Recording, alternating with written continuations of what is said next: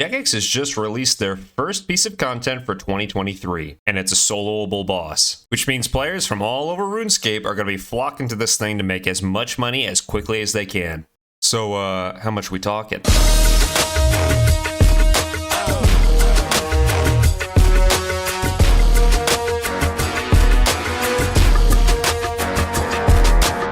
Before we can do our soloable boss, we must, in RuneScape fashion, always do a quest first. That's right, this boss is only soloable after you complete Secrets of the North, a new quest that has come out on January 11th. And let me tell you, the requirements are a little steep. Fuck! However, if you have set requirements, you can knock this thing out in about 20-30 minutes, maybe even less. Also, Jagex is doing a lot better job with their storytelling.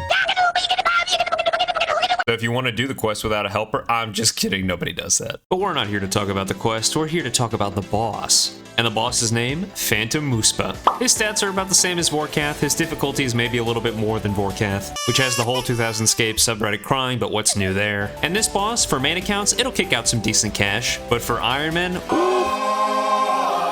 there are some supplies to be had here. So let's jump into it. Let's talk gear and recommended stats for just a second. The gear on screen, this will get you a kill in about 3 minutes and 30 seconds on average, for me anyway, and that's with 99 magic and 99 ranged. You're going to be using magic and ranged for the entire fight. If you have gear that's a little bit worse than this, you're going to expect longer kills. If you have gear that's better, like a Twisted Bow or a Shadow of Tumikin, expect much faster kills. Your gear ultimately boils down to what you're most comfortable with, but I'd suggest that you bring your best. I personally bring an 8-way switch, but if that's too much, feel free to downgrade. And I'd highly recommend that you at least have 82 magic, and you'll see why soon. Okay, that's it for gear. Short and sweet. Alright, let's go and kill the boss. If you don't know where the boss is, it's in Weiss. It's the final boss of Secrets of the North, so you should know where it is. You're gonna start the kill in your mage gear. If the Phantom spawns in brown, you're gonna protect from melee, and cast Ice Barrage or Ice Splits as soon as you see him start moving. If he spawns in green, you're gonna switch to your range gear, pray range, and then start shooting him.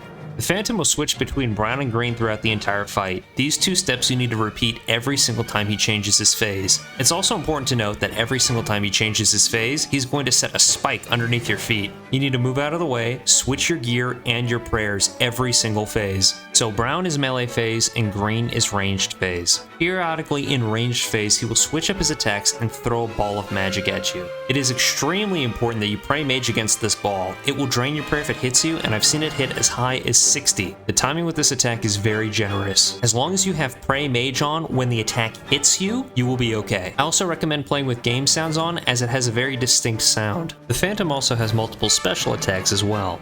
One of them is being able to darken the room and send spikes that will actually chase after you. Continue the fight as normal and just avoid these spikes. Eventually they will stop.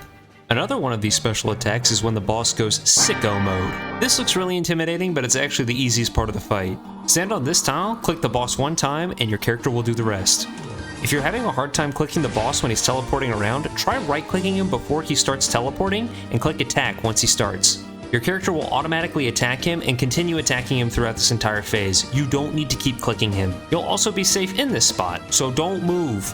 The next time you see Muspah teleport, you need to take cover behind the spikes. He's going to AoE the room. If you're not taking cover, he's going to hit you for massive damage. Immediately after this AoE attack, he's going to go into his shielded prayer phase.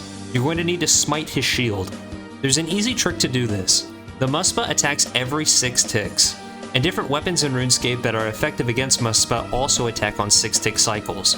A tick is 0.6 seconds, so you need to make sure that you and Muspah are not on the same tick when attacking one another. Wait until you see Muspah attack while you're praying range.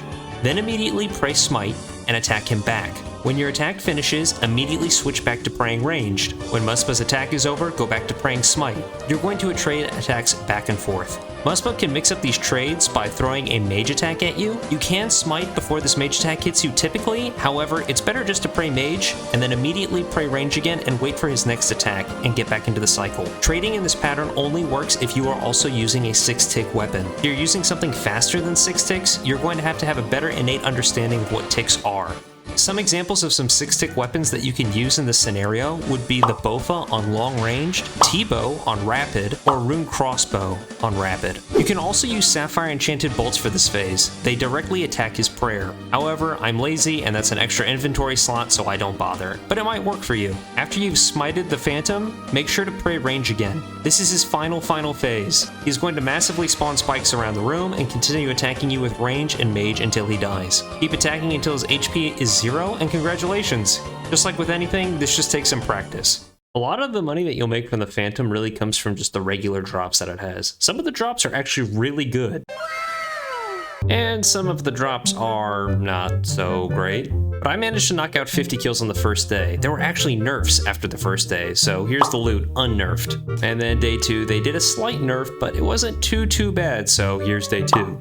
Overall, I'd say Phantom probably isn't the best money in the game or anything like that, but it is good. It's also a great way to mix up what we've been doing for a while, so it'll keep you from being bored. It's a really well-designed boss. It integrates good movement, good prayer habits, and also gear switching. It's unique to Venetor bow. It needs some work.